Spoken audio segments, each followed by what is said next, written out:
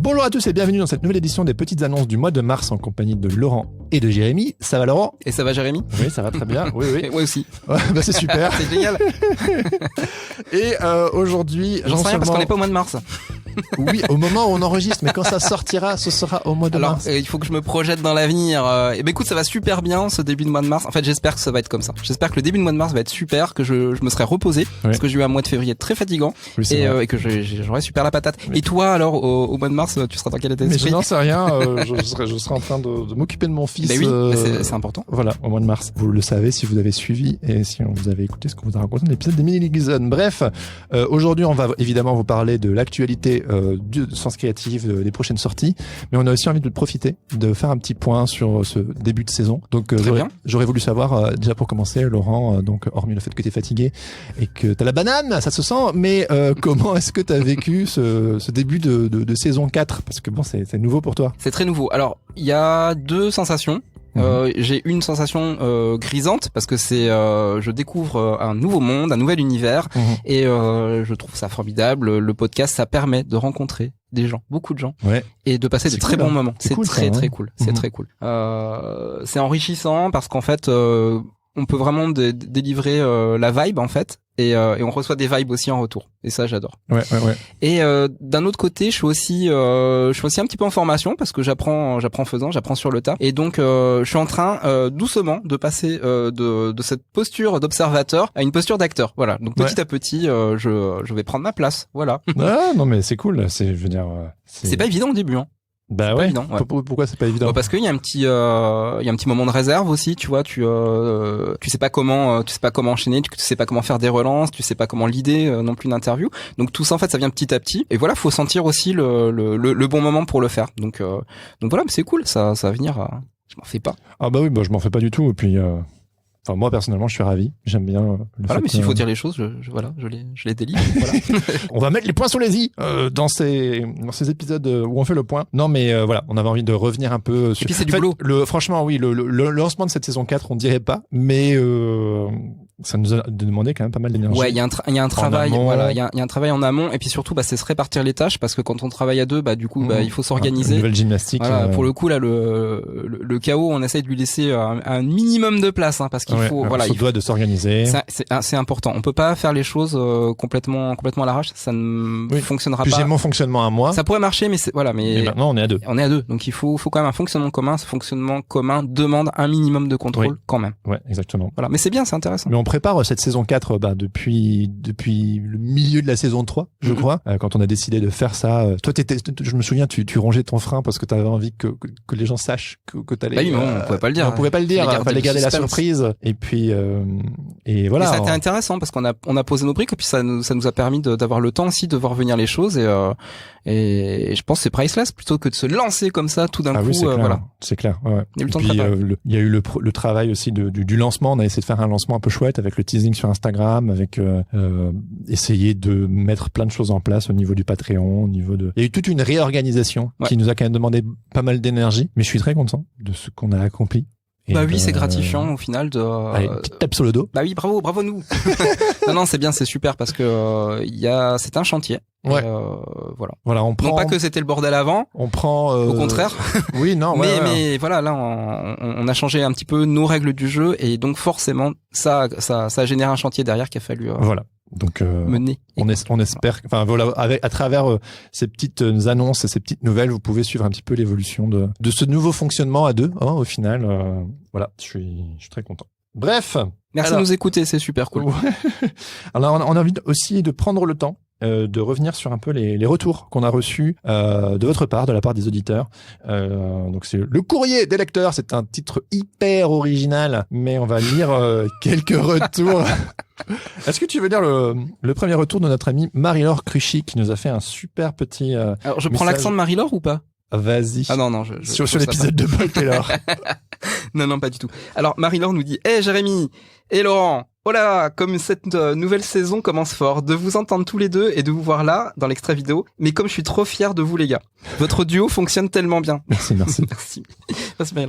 Votre synergie dans l'épisode 62 était déjà super et laissait présager que du bon. Ce premier épisode avec Paul Taylor, c'est que du plaisir. Même si on sent que c'est pas facile de le canaliser, c'est rythmé, c'est fun et c'est tellement stimulant. Ça fout grave la patate. Ah là, elle s'adresse à moi. Merci Marie-Laure. Bravo à Laurent, qu'on a envie de voir prendre de la place, je le disais tout à l'heure, car il a une sensibilité hyper complémentaire et beaucoup à nous apporter. J'espère que c'est le cas et en tout cas, écoutez, moi je kiffe. Et bravo à toi pour le renouveau. Donc là, elle s'adresse à Jérémy. Bravo à toi pour le renouveau sur cette saison. Tous les deux, vous êtes au top les copains. Merci Marie-Laure. Un gros bisou Marie-Laure. Franchement, génial. Ça m'a fait du baume au cœur. Je me suis dit même si c'est vraiment en mode on se tape sur le dos, mais ça fait trop du bien. Donc merci Marie-Laure. Et toi, tu vas nous lire le commentaire d'Océane Azo. Yes. Hello, ça y est, j'ai écouté. Chouette épisode qui commençait mitigé pour moi, car c'était très expressif et bordélique au début, alors que pour moi, il était 8 heures. Et j'étais pas du tout prête à être secoué de la sorte. Ah oui, Paul Taylor et de la bière à 8 heures, c'est chaud. C'est un retour qu'on a eu plusieurs fois, quand même, le fait que c'était peut-être un premier épisode un petit peu chaotique, mais c'est un petit peu l'énergie qu'on avait envie d'insuffler.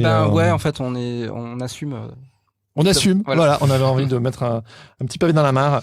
Et alors c'est drôle parce que voilà, elle dit je venais faire mon thé, je l'imagine là en pyjama, tout cosy. Vous étiez à la bière, pas dans le même mood, mais ça m'a bien réveillé. J'ai bien aimé cet épisode, ça m'a sorti de ma zone de confort en allant écouter une personne vers qui je ne serais probablement pas allé de moi-même et c'était sympa. Il est intéressant ce gars car derrière la déconne, on sent le boulot, le terre-à-terre et l'organisation. Je ne le connaissais pas personnellement mais je vais aller checker ses sketchs car la description de la bise avec le running gag dans le public m'a déjà fait marrer rien qu'en l'entendant décrire le truc. Les comparaisons entre France et Angleterre étaient intéressantes aussi. Je n'ai jamais voyagé là-bas mais j'imagine bien que oui, le gap, mind the gap, doit être drôle. Des fois, l'administration par contre, moins. C'est déjà un enfer pour les Français natifs, alors pour quelqu'un qui vient d'arriver, au secours. Ça, j'en sais rien. Je sais pas si c'est plus simple. C'est peut-être plus simple en Angleterre, en fait, administratif. Moi, j'ai vécu là-bas. Ouais. C'est quoi ton retour? C'était plus simple. On est d'accord. C'est plus dur en France. Moi, j'ai eu mon numéro de mon National Insurance Number et j'ai été freelance. Ouais, voilà. Et c'était simple comme tout. Quand je suis arrivé à Paris, bon, il y a d'autres inconvénients, mais voilà. Un des avantages, c'est que tu peux démarrer direct et. Ah non, mais franchement, j'ai halluciné quand je suis arrivé à Paris. Mais bon. Voilà. Donc, merci Laurent pour ton clin d'œil qui est passé inaperçu aux acédiques de Loïc Suberville. Moi, je sais pas de quoi elle parle non plus, là. Alors, j'ai vu entre temps, et du coup, il me semble que Paul, du coup, a interviewé, ah oui, absolument. Oui, il a repris son podcast. Donc, tout est lié, tout est connecté. Voilà. Ce qu'il n'était pas à ce moment-là, l'est maintenant. Voilà. Donc, Océane finit en disant, j'adore ces vidéos qui me font mourir de rire à chaque fois. Donc, si vous aimez Paul Taylor ou si vous aimez Loïc Suberville, allez voir le premier épisode de la nouvelle saison du Paul Taylor's Happy Hour Live pour en savoir plus. Voilà. Alors, le deuxième épisode de cette nouvelle saison. Qui était consacré à Vincent Maé. À Vincent Maé. Et on a eu un super retour de notre ami Mehdi Vernizio, qui est avec nous aujourd'hui. Voilà. Et il ne sait pas, mais il va nous lire son retour. Voilà. Non, tu t'en souviens par cœur de ton retour, Mehdi? Voilà. Bonjour, Mehdi. Bonjour. Non, on a les feuilles. C'est la petite surprise. Donc, lis-nous ton propre retour. C'est super deep, du coup. Voilà, t'as vu. Trop marrant. Oui, donc c'est bien celui-là. Hein, voilà. Attention, c'est de la méta-commentaire. Ouais, c'est ça. Tu peux commenter en cours de route, hein. D'accord. On t'interrompra, t'inquiète pas. Un épisode retour au classique. Avec ses sujets de l'illustration, de l'illustrateur et ses sources, ses inspi, ses pensées, et ça confirme la nouvelle direction de la saison 4. Everything is connected. On sent le youtubeur, là, je trouve. Le côté très, tu prends le temps, tu lis et tout. C'est presque théâtral. Whatever the job you do and you'll do. J'avais pas prévu de l'écrire parce que un accent very. T'avais pas prévu de le dire, tu veux dire. Exactement. C'est pour ça qu'il l'avait écrit. C'est ça. J'aime beaucoup sa vision de travail, du travail personnel et de comment trouver du personnel dans ce qui peut sembler impersonnel par le fait d'être une commande. C'est là que tu te rends compte que j'avais écrit plus que j'avais pensé pour Alors je précise que donc Mehdi fait partie du Patate Club et que sur le Discord, il est une de ces personnes qui prend vraiment le temps de nous faire un bon retour. Ah oui, c'est des retours très commentés. Ah ouais, c'est vrai qu'à chaque fois que j'ai écrit des petits pavés. Ouais, c'est très cool. Mais nous, on est très friands aussi. Non, mais en vrai, on a vraiment envie de savoir. Ah ouais. Et nous envoyez pas que des bisous, hein. On aime bien aussi, savoir ce qui va, ce qui va pas. De temps en temps, Mehdi, il dit genre oui, ceci, cela, nanana. Et j'aime bien parce que ça nous aide à. Bah écoute, tant mieux, voilà. Si ça peut aider, c'est cool. Donc je continue. Je suis assez d'accord que souvent mes projets perso servent à expérimenter et le pro à cimenter mes acquis ou à jarter ce qui ne fonctionne pas. Les deux sont encore une fois assez interconnectés et s'entraident pour bâtir notre soi artiste. Tu as un truc d'école. J'écris un peu comme Wikipédia en fait. C'est aussi assez intéressant sa réflexion sur la simplicité versus ce qu'on pense qu'attend le client. Ce syndrome contraire de l'imposteur qui nous fait penser qu'une chose est simple, bien que fonctionnelle, soit de mauvaise qualité et ratée. Alors qu'au final, du moment que le ou la cliente est satisfaite, bah, quel est le souci? T'es d'accord? Bah oui. C'est un truc qu'on dit souvent. Pourquoi on se rajoute du souci si les gens sont contents, quoi. Bah c'est. Oui, c'est vrai. C'est une réflexion. C'est une réflexion à se faire. C'est ça. Non, en fait, je pense que c'est bien lié... d'être exigeant, mais il y a des limites. Ouais, puis je pense que c'est lié aussi au temps qu'on passe dessus. Plus on passe de temps dedans, plus on a la tête dans le guidon, plus ça devient de l'ego, ouais, et puis plus que le rendu. Ça peut devenir aussi une excuse à la procrastination. Aussi. Et voilà. Et ça, c'est un truc un peu plus dur à admettre. Ouais.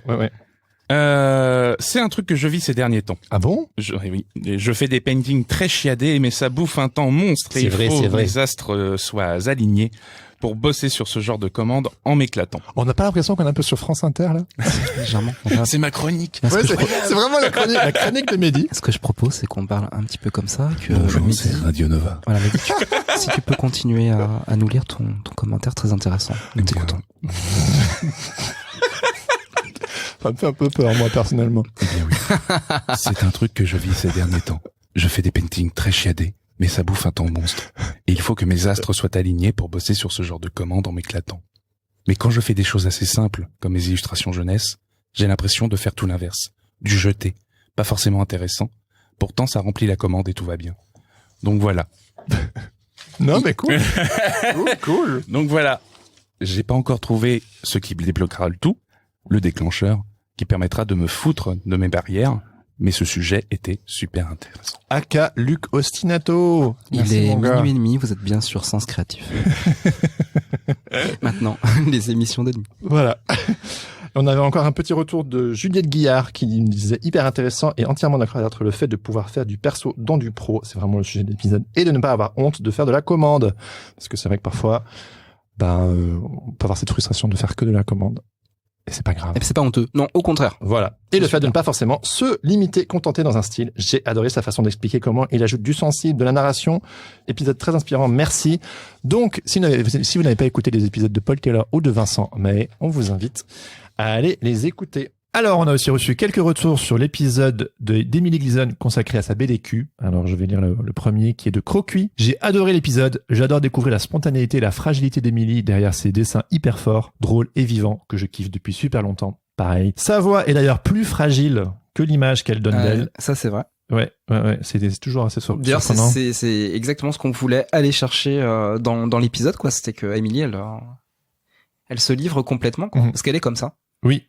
Ces dessins sont totalement fous et puis et c'est parce que elle est hyper sensible et qu'elle a besoin de hyper investi dessin et hyper investi. Ouais.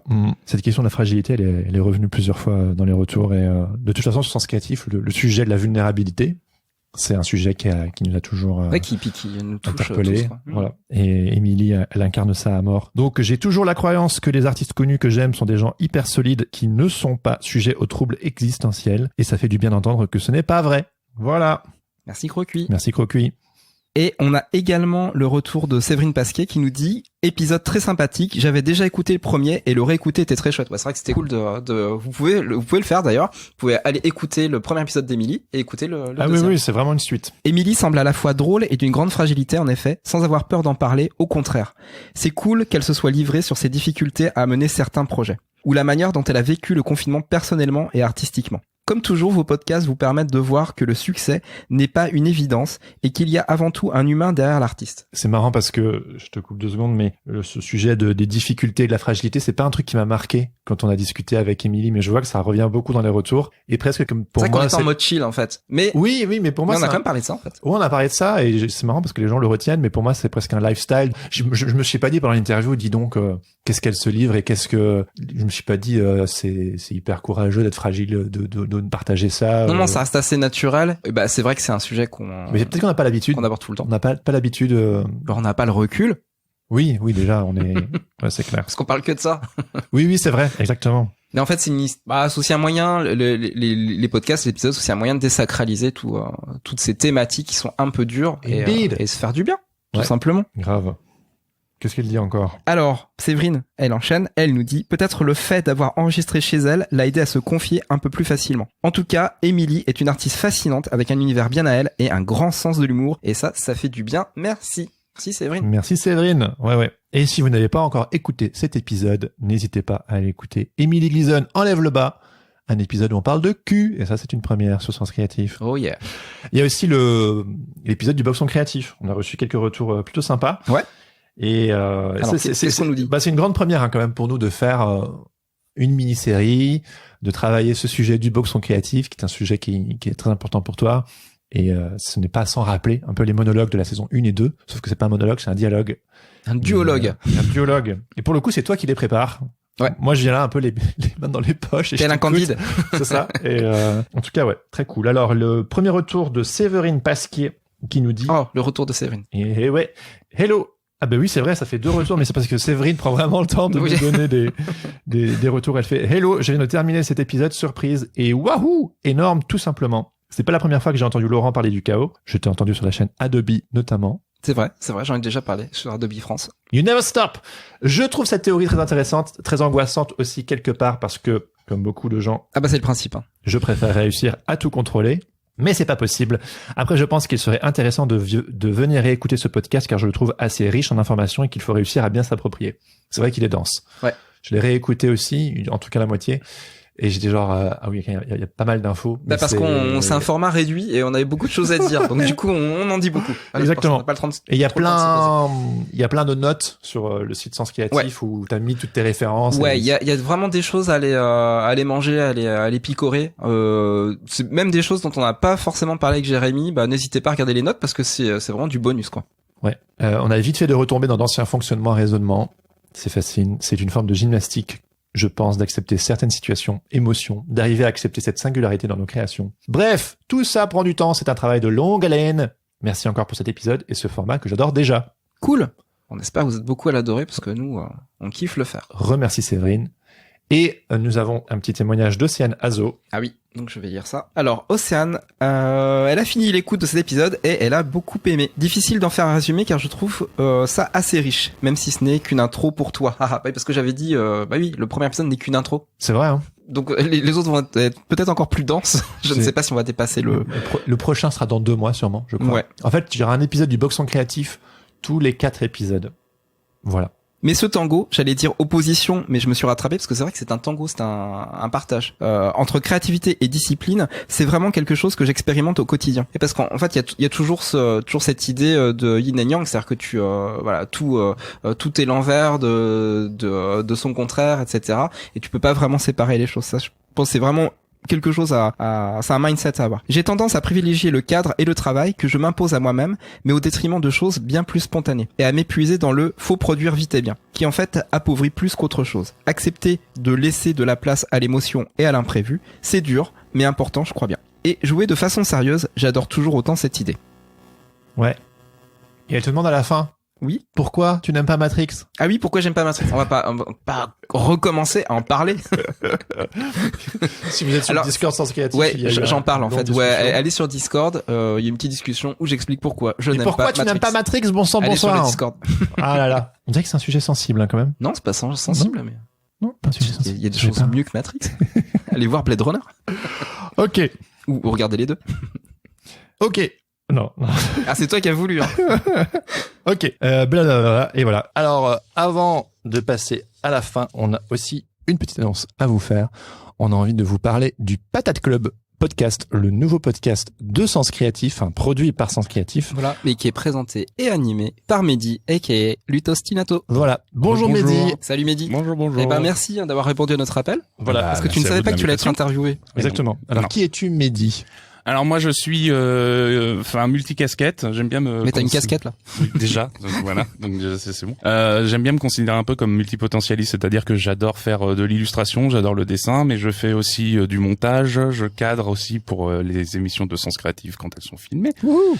Et t'es aussi vlogueur. Je suis aussi vlogueur pour moi-même sur ma chaîne YouTube. J'adore ramener ma science et partager ce que je connais et apprendre des choses. Et à côté de ça, maintenant je vais être podcasteur. Trop cool. Trop bien. Bon alors, en parlant de podcast, c'est quoi le Patate Club Podcast? Alors le Patate Club Podcast, c'est super simple, c'est un peu le petit frère de Sens Créatif. Ah bah c'est bien résumé. Voilà, Voilà, super. Voilà, merci à tous. Alors petit frère, pourquoi?